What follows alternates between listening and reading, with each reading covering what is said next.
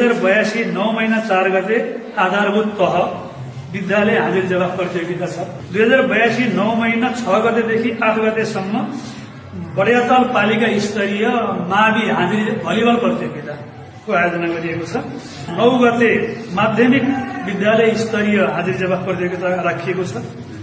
विद्यालयले 10, 11, 12 र 13 विद्यालयमा ईसीडीदेखि 12 कक्षासम्म पढ्ने विद्यार्थीहरूको प्रतिभा पहिचानका लागि विभिन्न अतिरिक्त क्रियाकलाप सहक्रियाकलापहरूको कार्यक्रमहरू 4 दिन राखिएको छ र 14 गते चाहिँ पूर्ण सांस्कृतिक कार्यक्रमहरूले यहाँ आयोजना गरिएको छ। 15 गते हामीले 3वटा कार्यक्रमको आयोजना गरेछौं।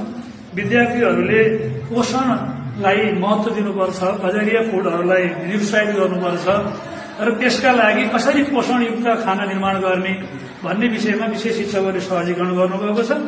त्यस दिन हामीले फुड फेस्टिभल त्यसलाई खाद्य महोत्सव, त्यही दिन हाम्रा पूर्व विद्यार्थीहरू जो यहाँबाट पास आउट भएर मेडिकल साइन्सको क्षेत्रमा अहिले डाक्टरहरू हुनुहुन्छ, कोही चाहिँ एमआरहरू हुनुहुन्छ, कोही चाहिँ यो जनप्रशासनतिरका विद्यार्थीहरू हुनुहुन्छ, उहाँहरूकै नेतृत्वमा उहाँहरूले स्वास्थ्य शिविर सञ्चालन गरौं भन्नुभएको छ 15 गते।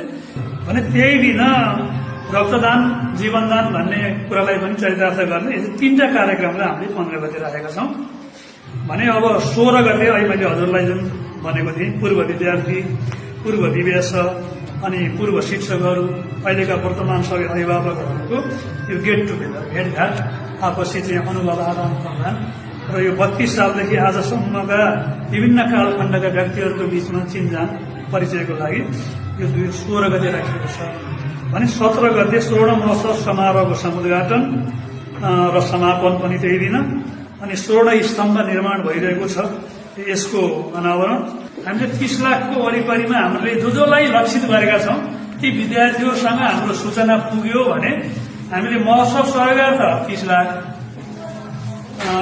र हाम्रो 10 देखि 15 लाख चाहिँ कम्तीमा खर्च हुन्छ कि खर्च हुने चाहिँ 15 लाखको वरिपरि अनुमान चाहिँ हामीले 30 लाखको महोत्सवको अनुमान हाम्रो